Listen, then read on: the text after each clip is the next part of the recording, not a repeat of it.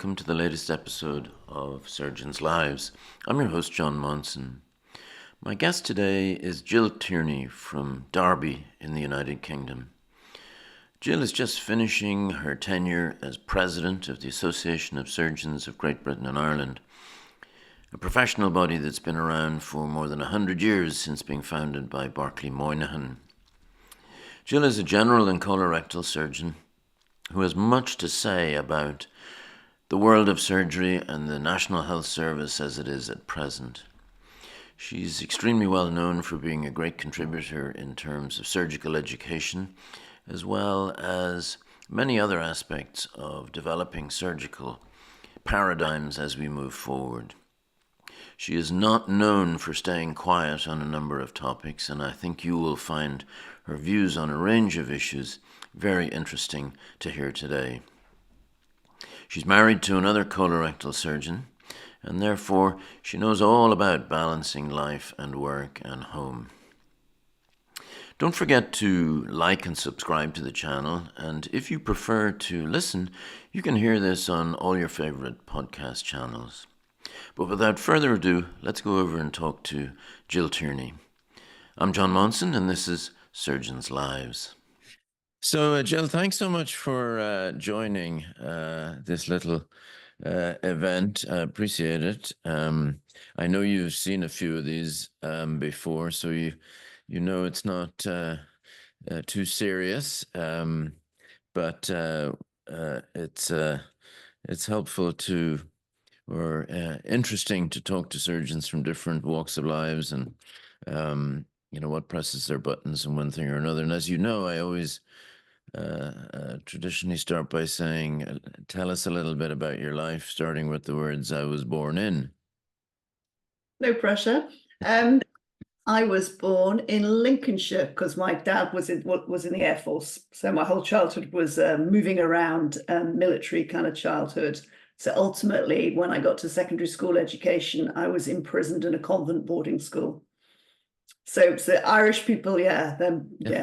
It's lots of things with an Irish accent, some positive, but yeah, that was my whole education. And then when I was released, went to med school in Nottingham and did most of my postgraduate surgical training around there because I just met fabulous people. And then ended up working in Derby and staying in the Midlands. And I'm actually head of School of Surgery for the Midlands now. So I'm really unadventurous, except I'm not. But yeah, it seems like that when you hear that. Yeah, I was going to say you've not exactly a cosmopolitan world traveler. But I am. I know what I like and I like what I know, and then that helps me be adventurous in other bits of my life. So what age were you when you went to boarding school? Oh, gee, 12.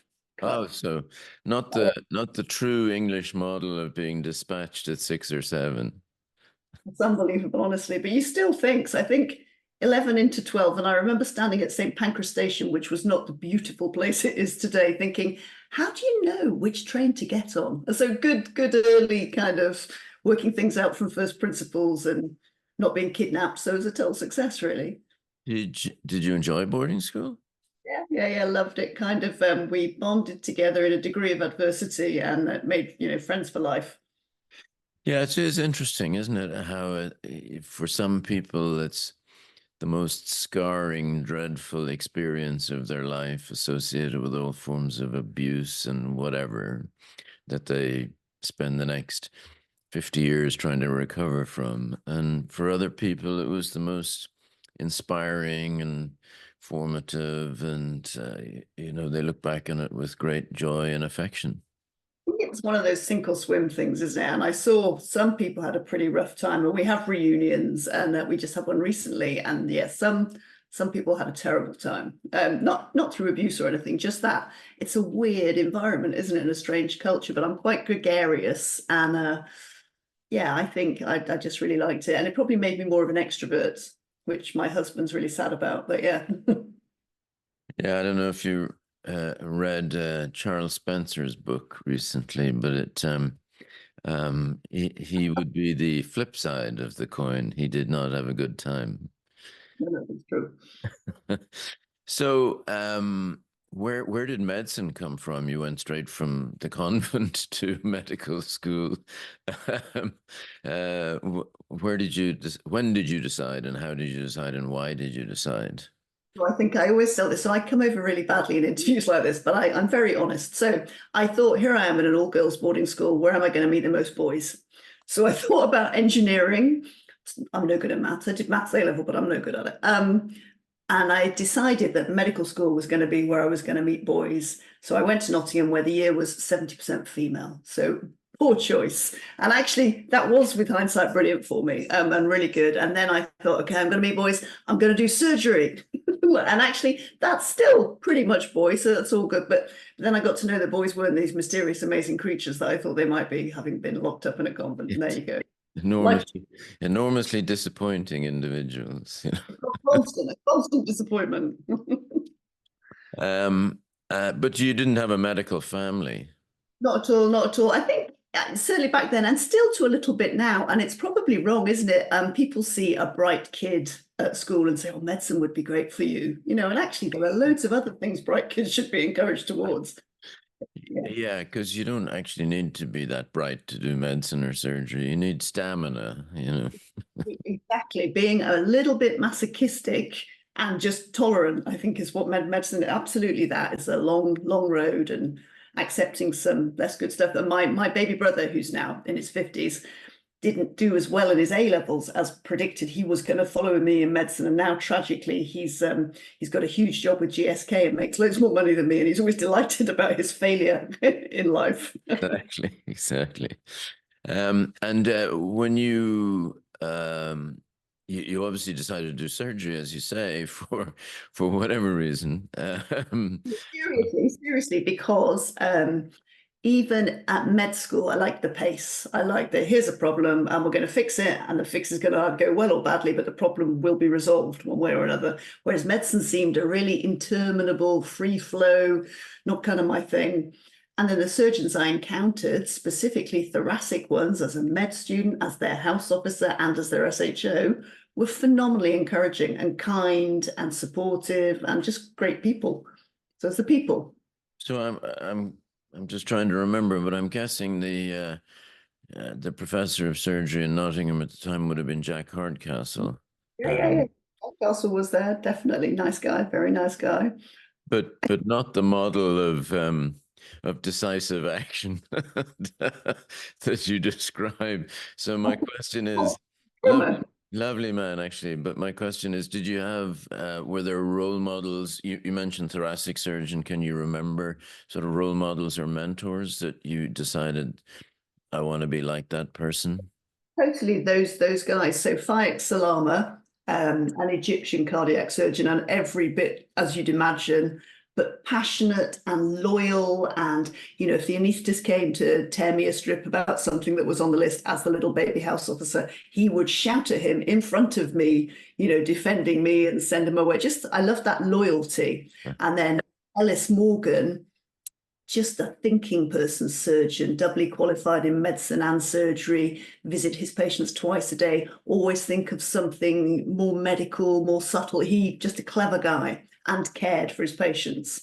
And they were both just really nice guys and funny. The whole thing was funny and good fun. I think good fun is really important in a career. For sure. What did you have can you remember what your ambition was? What did you want to be? Did you know, or were you just gonna take it step by step? Well, I think at that stage I was going to be a cardiac surgeon for definite, 100%. Oh, wow.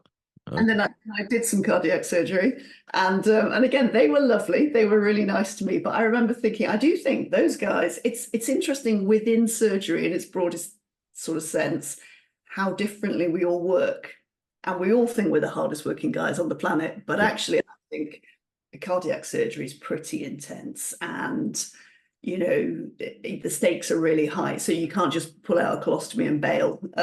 So yeah.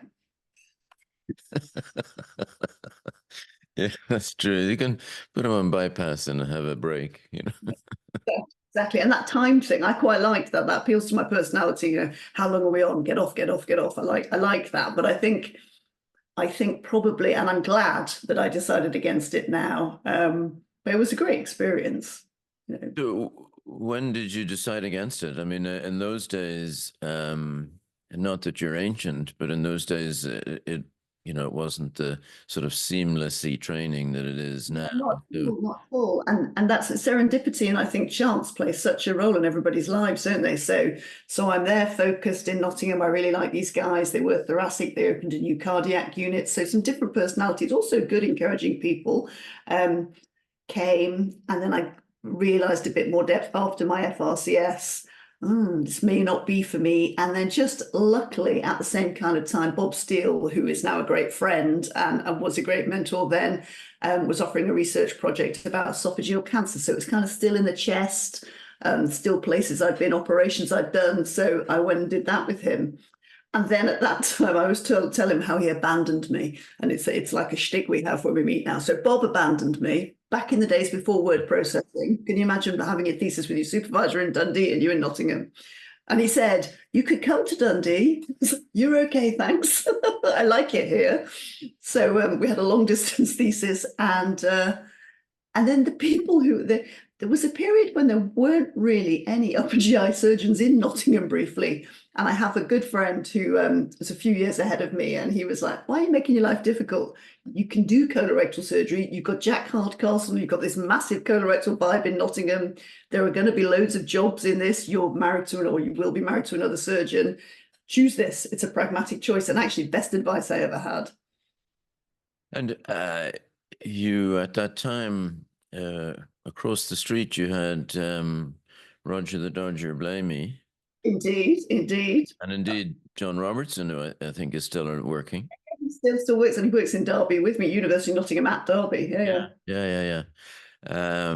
So quite some interesting figures. I always tell people about Roger Blamey that, was known the world around for breast surgery and the work he did with John on the Nottingham Prognostic Index. But there's a whole generation of people who have no idea that Roger was a transplant surgeon.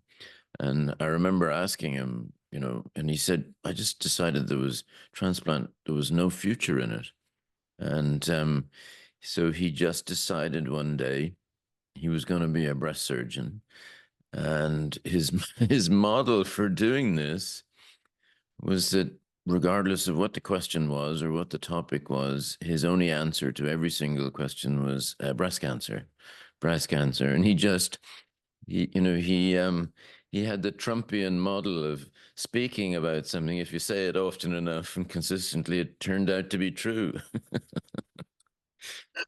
He was great. So I would have encountered him as a med student and as a house officer, and he was super nice guy, really kind of gentle and kind and good teacher. Yeah, Quite charismatic from my perspective. very much so. I mean, a guy with a healthy disregard for pomposity, I think. Totally. And I think they tell a story. I worked for a guy called Barry Williams, who again was a fantastic teacher, general surgeon in Nottingham at the same time. And they'd arrived together, and it transpired that Roger had told all the GPs and everybody that Barry was particularly interested in the elderly and not very interested in private practice. He only found this out after about a year of, why is this happening to me? So, you went to Derby, yeah, and where you've been ever since. And so when did you decide to become a famous politician? I think, again, serendipity. These things always are, aren't they? So before that, we're in Nottingham, we're training. Have we been married? I think we got married. My husband's a surgeon too. And then it's the who's going to get what job Game of Thrones situation that arises. And the guy you know very well, who's my friend, your friend, Andy Smith, in the same boat at the same time. And another big figure in colorectal surgery, Charles Maxwell Armstrong of my vintage. And we're all kind of circling, looking at who's going to have what, where, and how it will come. And my husband, John Lund, kind of decided he didn't want to be in this game of chess. And he's from York, and there was a job in York. And you made me know Steve Leveson, who was very much John's inspiration. John just loved Levo. So he went up to work in York. And I was on just about to have a baby that time. I thought, oh, hell, something will work out. I don't care. Yeah, fine. So we went up to York for a year while I was on mat leave. Come on, what are you going to tell me about Steve Leveson? Yeah, so I was brought up with Steve when I was a registrar in Leeds, and Steve always used to say that his brother is funnier than he is, but in fact it's the opposite. Steve's funnier than, his brother does it for a living, but Steve's actually funnier than the brother. I have two sort of quick Levison stories. One, he got lung cancer, and thankfully had a very straightforward procedure and had it removed and did well. He was sitting at a conference once, and after all of this, sitting beside some guy who didn't really know Steve that well. And the guy beside him sort of just went, and Steve just looked at him and said, "That's how I started." But the my favorite Steve story was the hamster, where he'd been at a Leeds Regional Club dinner, I think, which involved quite a lot of drink. And in those days, people did not behave that well, in terms of drinking and driving and one thing or another. I mean, this is decades ago. And so he drove home carefully, but, you know, possibly, allegedly, maybe over the limit a tad. And as he as he as he parked the car in the garage, he misjudged it and sort of hit the back wall, not too badly. Got out and then was in urgent need of relieving himself, which he did in the rose bushes, but he toppled over into the rose bushes, so that involved quite a lot of screaming. Um, but anyway, all was fine, and in the morning, he went to go to work and discovered the tragedy that as he'd parked the car against the wall, he'd in fact run over the hamster run. So it became was responsible for murdering the hamster. So Tell it really well afterwards as well. Yeah. wonderful guy, Steve. Wonderful guy. So back to the serious question of the serendipitous rise. Of course, and all people who rise through the ranks politically have that phrase where they say, "Of course, I never intended," etc., etc. Oh, honest to God, not. Seriously, seriously. I just do good chat. I'm good at talking. That's my thing, talk. And I love putting people in touch with other people who might be of use to them or help them or do that. I like people, human relations and talking. Tiny bit of operating sometimes, but mostly human relations and talking. That's my thing.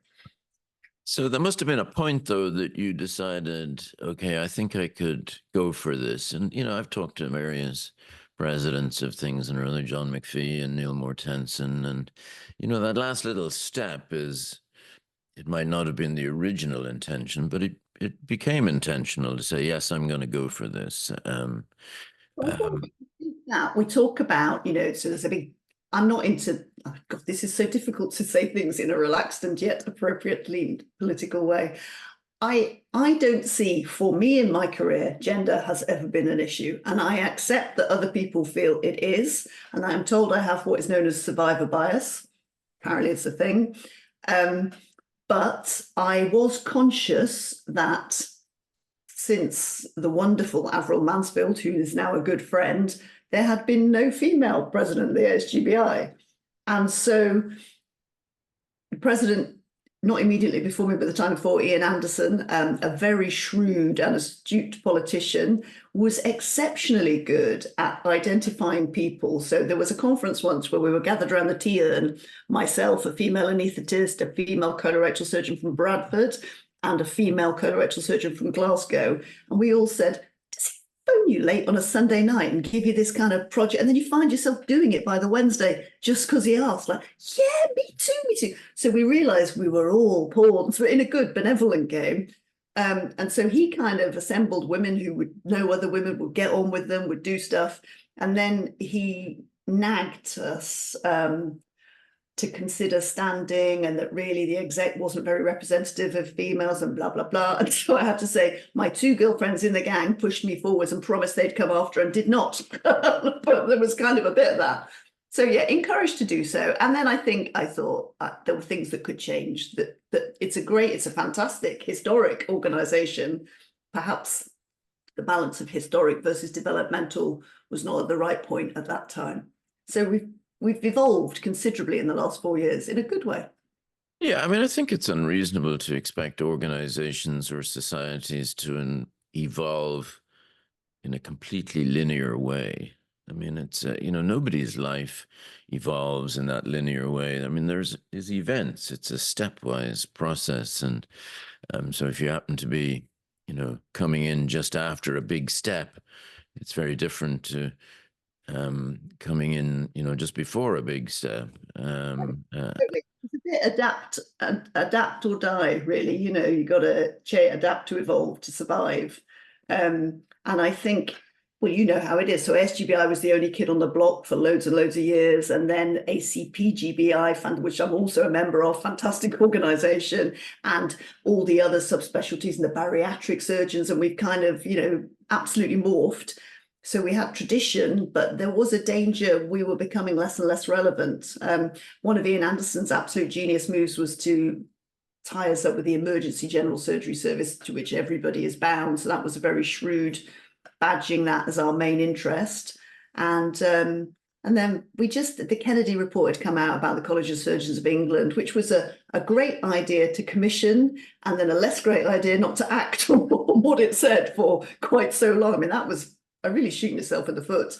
So we had the luxury of being outside and seeing that and put the changes in early. And so then and we appointed a research director, which is amazing. There wasn't one before. I mean, it's an obvious thing. And EDI, obviously, we had a great new EDI director. So just some changes. And then that made the makeup of the exec change. Just, what's that word people say? We all organically evolved.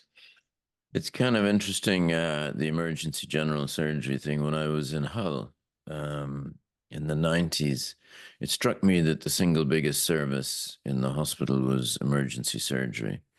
And it was done as a hobby. Namely, I'm on call today while I'm doing everything else as well. And, so I did the numbers, and I looked at some of the American systems of acute care surgery. And we created, which I think was either one of the first, and John McPhee and myself put together a thing for the first emergency general surgeon. You were the first. Yeah. And it was a catastrophe. And it was a catastrophe because, and I remember predicting that it might end up like that because we couldn't find the person to do the job. And the person that we put into the job was the wrong person for lots of reasons. And so the whole thing got shut down. And I remember saying at the time, it was going to be like the A&E consultant when I was a junior, an SHO. The A&E consultants at that time were all failed something or others. And now, of course, they have their own faculty, and it's a highly respected profession in one thing or another. And I remember saying to John McPhee, this is probably going to have to go through that tough period. And now look at it, 20 years later, it's a real thing, and rightly so. It was the right thing to do. So it's the biggest volume of what everybody does. It's the bit, if we're honest, everybody hates a little bit. It's where your most unforeseen trouble comes. Of the 40 in that day, who realized this one was going to become a coroner's and litigation and a yada yada. If only you could identify that out of the blocks, that would be really helpful. So yeah, no, totally. High risk, high volume, quick decision making. You still can't get your CCT in only emergency surgery. It's something and EGS. And I've thought long and hard about that, but I think the difficulty then would be if you didn't take that option, you wouldn't do any EGS because nobody likes it. So that would be a bad move, I think, really. Well, so I can tell you in the US, people do like it. And the biggest reason, I don't want to speak for them, but what I hear And I was talking to a chief resident this week about it, actually, who's about to do this. It's a quality of life issue, um, because because it's so well established. It's become, if you like, a shift basis entity. You know, they're on days, they're on nights, one thing or another. They have a big enough team to cover, and it's a controllable quality of life or lifestyle. That's why a lot of people do it. And I can see why. I mean, it makes compelling sense. They often combine it with critical care as well.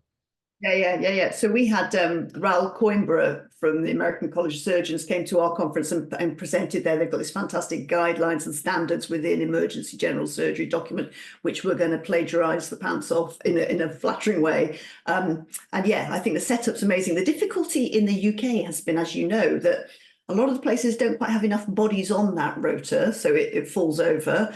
And then the other people in the hospital often then will come on at whatever time and be a little bit negative about what's being handed over to them. So it's all, as everything we do, human factors and good relationships and Oh, for open. sure. Yeah, I mean, what could or should have worked in Hull is different to what might work in wherever, Scunthorpe or whatever. It's different. Anyway, so you raised the issue, so I can't let you away with pursuing this. I asked a female surgeon recently to join this, and she declined, which of course perfectly entitled to do. But she commented that something that you'll have heard many times, that she's very doesn't do a lot of sort of this type of thing, whatever this type of thing is. And just commented that female surgeons are held to a different standard to male surgeons, and that's one of the reasons. Now, I have to be super careful treading this ground because I'm an old white guy, and therefore don't know what I'm talking about, obviously. But one of my early faculty colleagues and friends was the late, and I thought quite great, Claire Marks. And she and I were together in St. Mary's. And she had a very firm view about women in surgery, and which I think is probably similar-ish to yours. And I've spoken to a number of female surgeons, as you know, and so what's your spin on where we stand in this, and where's the world going? So it's really interesting. I think, and Claire Marks came and visited our hospital while in post as the president, and we had an interesting conversation, and two very not opinionated. That sounds insulting. We were women who definitely had views, and we had a very interesting conversation. I think that along with the gender thing, there is so much more about lifestyle. So a lot of we call them residents now too, residents, and they're now officially allowed to work less than full time just through choice. You don't have to have a particular reason, it's just an option. And that option is wisdom to encourage retention, because things have been so bad. And if you look at the GMC survey of this year that's out, the workforce survey, it's a miserable read. Everybody's cheesed off and they've got burnout and they don't want to do anything extra and everything's grim. So people go. But actually what people do is talk a lot about going. When you look at the actual data, they just talk a lot about it, and not many people actually do it in the stats so far. So the government, I think, has recognised that, and in order to keep a generation with a different mindset, I think, to mine, and I would say definitely to yours in a polite way, they've got to let them work it how they want to work it. So irrespective of gender, people want to work 80% less than full time, work in a different way, be expected to pitch up at the time their shift starts and go at the time their shift finishes. Now, when you say that out loud, that doesn't seem unreasonable, does it? But I guess we would say you'd be in an hour early to prep and you'd stay till it's finished. And it's something about that marathon, not a sprint thing as well a bit. So gender-wise, within that, I have never had an issue, and I accept that's only my lived experience. We can only talk about what we experienced. There's a lot of data out there now about things people are feeling brave enough to say have been said to them. And I think over the years, things have been said to me, but I've found them hilarious. So I went for a transplant job once and was told by the guy, who I think is still alive, you'd have to learn if you were doing transplant, your husband wouldn't have his tea on the table. I was like, we don't have a table. Nobody cooks in our house. We live on takeaways. This is fine. An actually hilarious thing to say. And somebody else, motivated by kindness, trying to tell me that some of their best friends' lives have been ruined trying to do surgery as a woman, and had I considered general practice. And just like, I guess, as long as nobody's actively being horrible, you kind of got to take that sort of thing with a it just makes me laugh, and I tell the stories afterwards, and it's funny. But some people, and I have been criticized for saying that I'm not, by laughing at things like that and not making a stink, and then I'm not helping the cause. I think as long as you can see somebody who looks like you, be that skin tone, faith, gender, and they speak about their experience and show that you can do what you want to do, and there will be a support there, that's all you can do. So I would rather do that than put out a gloom message. I'm in whatever strategy I'm adopting, I'm very upbeat and let's be positive and which works for me. So that's the thing I would adopt. I go, as I say, when I got HGBI president, Avril Mansfield wrote me a beautiful letter of support, and we and a couple of other female surgeons go out for lunch once a year in London, and it's just lovely. And she said when she set up the WINS, Women in Surgery thing, she genuinely thought it would be for 7 years tops, and then there wouldn't be a need. And of course, it's continued. So I don't know. I think not making a difference, just all being part of the same thing, because I feel that whoever is the excluded group, so you said I'm an old white male, they're a group who really feel it at the moment. And I know that conversations go on in the gents that people wouldn't dare have outside now. But that's worse, isn't it? That's like driving difference underground.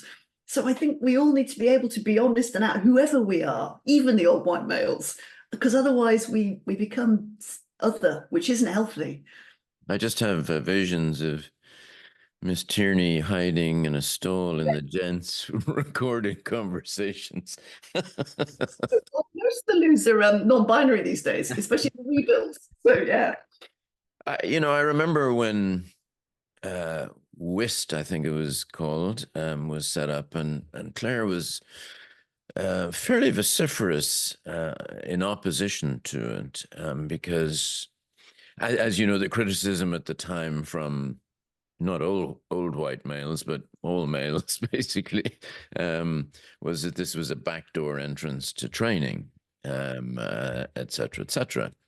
And, her stance was, whether it was or it wasn't, just the ability to accuse it of being that was not doing a service to women like her who had, just gone through the process. And, I've always, as an Irish guy who went over to England, there was still a little casual racism there, I remember some esteemed man asking me when I was proposing to do the proper fellowship, which, I thought was interesting. And, so I could have, taken him to human resources, but I actually, a few years later, did do the fellowship just so that I couldn't have people like that annoying me, etc. But as I don't know if you listened to Julie Freischlag's interview with me, but she tells a great story about doing our boards, I think it was, and a guy at the end of the exam said, "Do you mind if I ask you a personal question at the end?" And she said, "Sure, yeah." And he said, how do you manage to do all your housework?" And and she was so taken aback. She mumbled about something. "Oh, I don't know. I must be quite organized or whatever." But she tells this fantastic story about as she's leaving, the next candidate in is a heavily pregnant woman, and she said to her, "You're going to have a problem explaining that." I mean, that's atrocious and funny, and not funny, terrible. But I guess a genuine inquiry. I don't know that. I mean, That's the point. That's exactly what she said. that, although she did actually complain about it, she said she felt strongly that the guy was genuinely just asking. He just didn't understand that. And That I think we wouldn't understand, that presumably different vintage and lifestyle. I think there were guys whose wives ran domestic, Sure. ran everything, ran their private practices, told Yeah. them what to wear, and they were having the professor around for dinner because it was good for their career, and were often the power behind the throne. And actually, now I would hope those women would also be surgeons, because there shouldn't be any barrier to entry for, if you have that amount of logistical skill and talent, you should be doing the job, not arranging it for somebody else. Yeah, for sure. And I think, what you were talking about, the work-life balance issues that have been a conversation in the NHS for 30 plus years, since Tony Young wrote that paper on early retirement and stuff many, many years ago. Has now people see it in what they refer to as Gen Z. That it's, you know, the old folks say, oh, these young kids don't know how to do a decent day's work. But the fact is, they're not wrong in what they want. Very much. And you And, look at and all it's not a gender issue. It's just this is the way life actually should be. And many older surgeons drank too much, had relationships with their secretaries, never knew their kids, had dysfunctional families, and actually had people maybe spent a bit less time at work and a bit more time in their lives in the broadest sense. They might have felt better at the end of it as well. So I think different. Yeah, the only, I think I would push back at you and say that's not in the past tense. But yeah. Fair I, enough. yeah, I don't think it's in the past tense. I don't think surgeons have been role models of how to manage their life a lot. I mean, part of that, I'm sure, is the profession. Legendary figures like Magdi Yacoub and sort of disappearing, from family events and stuff like that. I mean, it's great to tell a story, but it's not a way to live a life. There's a great guy, and I don't know the name, so I won't betray. But so John Doran, fantastic Nottingham surgeon, all round nice guy, still with us, wonderful person, tells a story of a close friend, and I won't remember the specialty. I'm thinking to keep it clean, but basically, this guy had always had that lifestyle, had always been having to go back in and help the younger colleague and pitch up, and this happened on the child's 21st birthday. And he went back to the hospital and missed this whole enormous event and significant life event. And then the child subsequently took their own life. And Yeah, John Doran told that as a salutary tale to us as sure. surgeons to just keep your priorities right. You don't know what's important in life. And they say that, don't they? Have you read this guy? Oh, this fantastic book I'm reading, I've finished at the moment, gave to somebody on a train, by a guy whose surname is Boas, who recently died. He had a head and neck cancer, and he went from diagnosis to death in a few months, lived on Jersey, and he'd been an aid worker and a journalist. And he writes really eloquently about realize now what's important in life. And at the end of the day, status, money, all as nothing. And what's important, the relationships you have, the quality of those relationships with your family and your friends is your absolute treasure. So don't wait till you're on your deathbed. Hear this from him now. The book is fantastic. It's called something like The Art of Dying Well, or How to Learn to Die, or something. But it's just brilliant, a brilliant book, because we don't get that till it's too late. And if we could get that, especially as surgeons along the way, we'd be so much better with our patients, better with you wouldn't fight in theatre about the rubbish little stupid annoyance things. You'd realize there's a bigger picture. No, for So, sure. Yeah. Having your block time moved from one to another is not a hill to die on. yeah, exactly. I watched a heart surgeon in Leeds hit another heart surgeon with a fire bucket when they moved their rooms together. Anyway, let's pivot to my good friend and colleague, Lord Darcy, who produced the answer to all ills, shall we say. I know he wouldn't claim that. Didn't have Um, the answer, did it? It just had the description of all the problems. exactly. I mean, hard to do much else in the time frame given to him. But the reason I mention it is, what's your view about the this is a 3-day meeting or a conversation rather than a few minutes, but what's your view about the future of the NHS? Well, so it's interesting, isn't it? We're absolutely at crisis point, every which way. Darcy's review, and I think absolutely phenomenal to get something so all-encompassing out and published in that format so quickly. So hats off. Doesn't mention training of trainee surgeons or trainee doctors very much in it. I think the word training I've searched is in it twice. So that's an omission from my perspective as a trainer. I think that something different is going to have to happen, and it is going to involve more investment.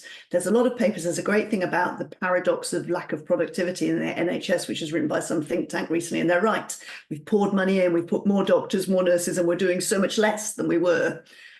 There's a bit about COVID and people's mindset, and when you hear, was it Kevin Fong, the anaesthetist breakdown in the COVID inquiry recently, there was people were broken by what happened and what they saw, and that effect has a tail and is still lasting. I think, what do I think? I think, so a little bit of an ASGBI promo here. We've recently taken clinical directors in general surgery to the college. We got Chris Whitty to come and we talked about their challenges. We're going to do orthopods at the Edinburgh College next, another group at Glasgow, another group in Ireland, and eventually we will have a think tank of about 2,000 clinical directors in surgery. And I would like government to ask that group their problems and what the answer is. I think asking informed clinicians rather than civil servants or NHS managers alone. I think NHS managers, good ones, have a role to play, but I think we should ask people doing the job how for their solutions and what would work.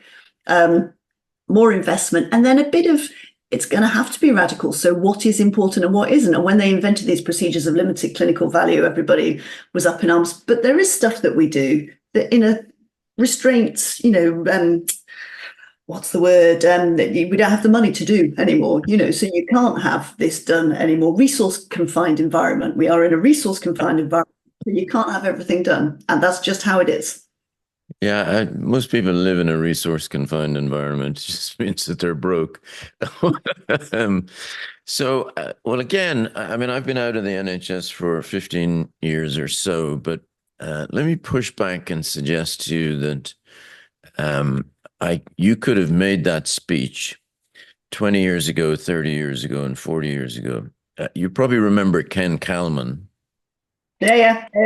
God bless him, who said to me one day, I think they should give badges to people in the NHS to wear in their lapel that says, I survived the reforms of 1990, 1992, 1998, etc., etc. Because you started by saying, it's at a crisis point. It's always been at a crisis point, number one. And so a report is commissioned. I mean, there's an entire filing cabinet full of these things. You're talking about a system that has never been financially sustainable, that, convinced the government that they could cut the budget after 5 years because everyone would be so healthy. I mean, that's not a good business model, number one. And number two, they've no intention of listening to the doctors. I mean, they listen to them, but, it's that famous, phrase says, the NHS is a wonderful business if it wasn't for the patients and the doctors, because there's no end to that. And so, I mean, it sounds terribly cynical and negative in one thing or another, but it's always seemed to me that the NHS is never going to get fixed because there's not a political will to have an honest conversation about its limitations. And where is that? Because it's political death for any party. Totally, a massive vote loser, absolutely. And I think cynically, once a politician is in, their prime objective is to stay in. So whatever I can do to make that person vote for me is what I'm going to say and try and make it. When Chris Whitty at the college a couple of weeks ago said exactly what you said, that when we sit and we look forward, we say this is always every 2 years over 25, 30, it's the worst time ever, things are all summer. When we look backwards, it's always, that was the best time we ever had. And we did all these amazing things. And so actually, gene therapy and cancer vaccines, it's amazing. The NHS is an amazing thing.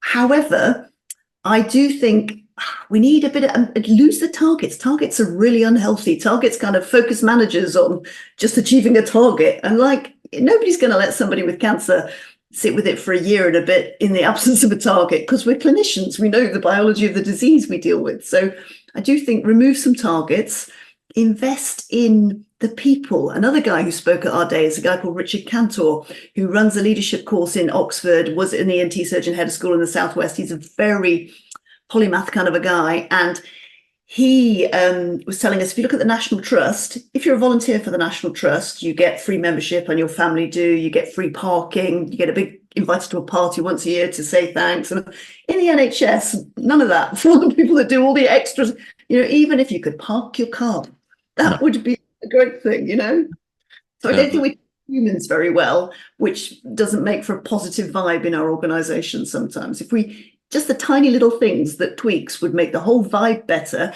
which would make people more productive almost by accident. And then you can't have it all anymore. You've got to have your emergency sorted. You've probably got to have your cancer sorted. I think major joint replacements do make people better, make society work better. And thereafter, there needs to be some difficult conversations because you can't do everything. Yeah, but as you say, nostalgia into what it used to be, and going back to the 80s and stuff, it was a great time through rose-colored glasses, etc. But it's always struck me that one of the big differences between then and, we used to work our butts off in those days under, difficult resource confined, to say the least, no beds and all that sort of stuff. But there was an enormous team spirit. And the biggest thing that everybody understood for the most part was that everyone was doing their best. And so people didn't get blamed for everything. And I think over the last 30 years, steadily, the clinical body, and I include nurses in this and all of that, they don't like the fact that they're blamed for the stuff that is out of their control. And that it just makes it difficult to get up and come to work in the morning. And societal, isn't it? So you meet a patient in clinic who may waste the first 4 minutes of your consultation telling you how difficult it's been to get to their GP and how long they've went. You want to go speed up, get a bit. We're here now. Let's do the thing we're here for. Sure. Okay, so let's so I want to pivot to some lighter topics. You'll be pleased to hear. But start by telling me what you think your legacy will be. Legacy is such a pompous word. Yeah. Sometimes I ask people, how do you think you'll be remembered and how would you like to be remembered? They're often different things. I think I'll be remembered as chatty. And that's fine. That'll do me. And I guarantee you that before very long, they definitely won't remember how you spelt your name. Yeah, exactly. So what is the best advice you ever got? Oh, God. Yeah, full of these deep questions. Be kind.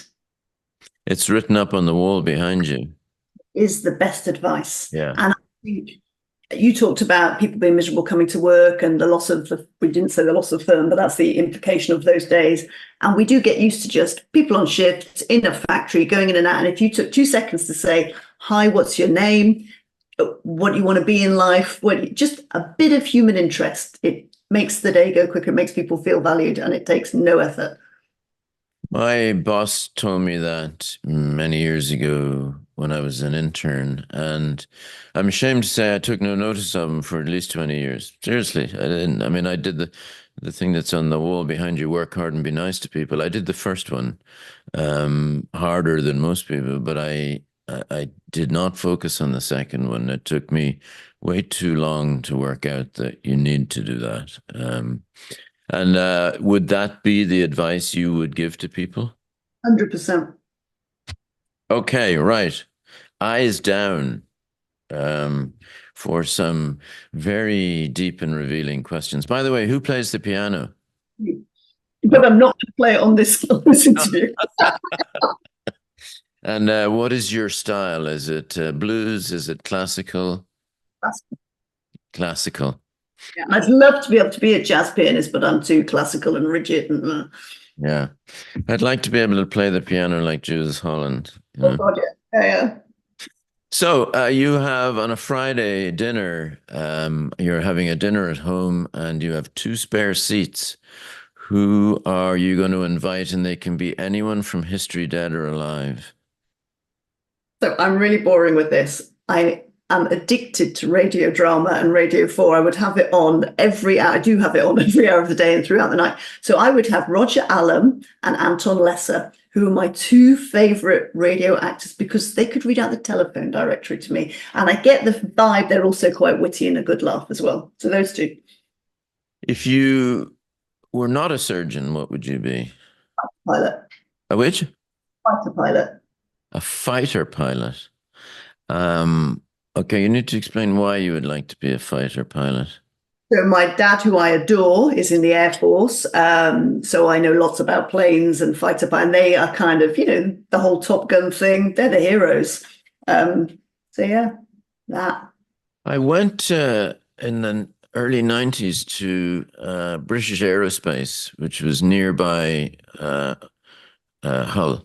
Um, and the section, or British Waste to Space, as they used to call it, the section, they were special. They specialized in virtual reality, and that's why we went to talk to them. And we were talking about virtual reality for laparoscopic surgery and head-up displays and stuff like that. And I said to the guy, "When will we be using this for our surgery on a like a routine basis?" And I was a newly appointed chair of surgery, and he said, "Not in your career." And I went, "Wait, what?" I said, "You guys are flying, you fly your jets like that." He said, "Yeah, but there's a difference." He said, "We expect to lose people. It's war." Um, he said, "You're not allowed to lose people, even though we both do. That's the difference." And Hmm. I have to say, he has not been proven wrong. Yeah, yeah. So, what happens when we die? Well, obviously, I genuinely, I am a nice Catholic girl, so I believe genuinely that we go to heaven. It's my med school interview, right? So I'm 18, fresh out of this convent, and Stanley Monkhouse, who you may know, was I do. professor. Yeah, so Stanley Monkhouse interviewed me to get into med school, and he said, "I see you're a Catholic. This, so you can be as bad as you like your whole lifetime, and as long as you say you're sorry on your deathbed, you're still going to heaven." And I was like, "Yeah, it's brilliant, isn't it?" I'm like, can you imagine now asking a kid at a med school interview something about religion in the interview? Anyway, yeah, that's what I think happens. Yeah, I think that's what finished the dean's career in Doctors to Be, if you recall. That's a bad question. No, well, he was identified as slightly patronizing this very posh young girl from that didn't do well. So, favorite movie? Charade, Audrey Hepburn, and Cary Grant. Ooh. So a fan of both of them or one of them in particular? I want to look like her and be with him. Even though it's quite likely he was gay. So I think he had an open mind. He was versatile. Best book. The Master and Margarita by Mikhail Bulgakov. I've never heard of that, shamefully. The Rolling Stones song "Sympathy for the Devil" is Okay. based on this book, and it is the ultimate twisty turny. The devil arrives in Moscow at the time of the revolution and creates mayhem, and it's kind of magical realism storytelling, and at the same time, it's got about Jesus and Pontius Pilate and all of that going. It's complex and wonderful. It's a riveting. It's jolly. It's good fun. It sounds like it's not high. I was going to It's got say. good So, story. so does that mean that you're a Stones versus a Beatles? Oh, difficult one. Probably Beatles still. Okay, right. Favorite food? Chocolate. Anything chocolate. It's the 2X chromosome thing. Okay, we'll delete that bit out actually, because I'm sure that's I'm sure that's considered inappropriate. Home or away? Mm. Away as long as I'm well rested and home if I'm not. Oh, okay. Okay. Um, can you tell me the rest of your life in 5 words? Mm. Calm, ordered, peaceful resolution. Okay. Well, Jill, thanks so much for spending some of your Saturday with me. It's been great fun, um, and I really appreciate it. It'll be going out live fairly soon. I'll let you know, Fingers and crossed. you'll be able to lock the doors, turn the lights out, and pull the curtains, and call your lawyer. So, thank you so much. I appreciate it. Thank you, John. Cheers.